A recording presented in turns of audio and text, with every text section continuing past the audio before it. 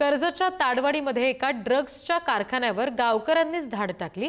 गावकऱ्यांनी 5 जणांना पकडून पोलिसांच्या ताब्यात दिले। गावाबाहेरच्या एका घरामध्ये हा सगळा ड्रग्सचा कारखाना सुरू होता।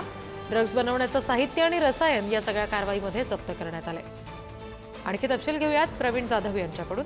प्रवीण, आता सध्या पोलिसांनी या सगळ्या संदर्भात आणखी काही खुलासा केलेला आहे का? गावकऱ्यांनी नेमकं कशा पद्धतीने हे सगळं रॅकेट पकडलं?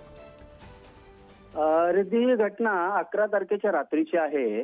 कर्जत तालुक्यामध्ये ताडवाडी म्हणून गाव आहे। या गावाच्या बाहेर शेतामध्ये छोटंसं घर होतं।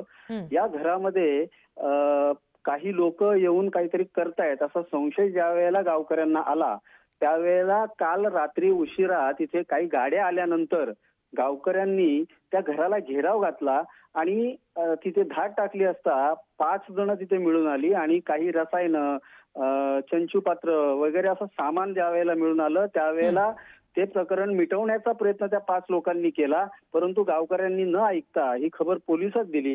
ज्यावेळेला पोलीस तिथं आले त्यावेळेस त्यांना लक्षात आलं की हे सगळं साहित्य हे काहीतरी अंमली पदार्थ बनवण्याचं आहे। त्यावेळेला फॉरेन्सिकला बोलवण्यात आलं।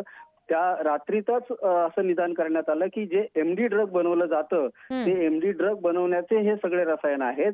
मग पूर्ण दिवसभर कालच्या दिवसात ही पोलिसांनी, नेरळ पोलिसांनी ही कारवाई केली आणि रात्री उशिरा काल या 5 जणांना कोर्टात हजर करण्यात आलं।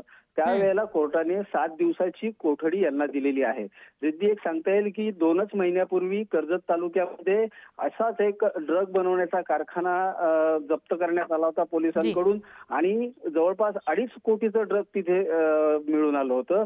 त्यामुळे पर्यटनासाठी प्रसिद्ध असलेला तालुका आता ड्रग्ससाठीही प्रसिद्ध होतोय का असा प्रश्न निर्माण झालेला आहे पोलिसांकडून सांगण्यात।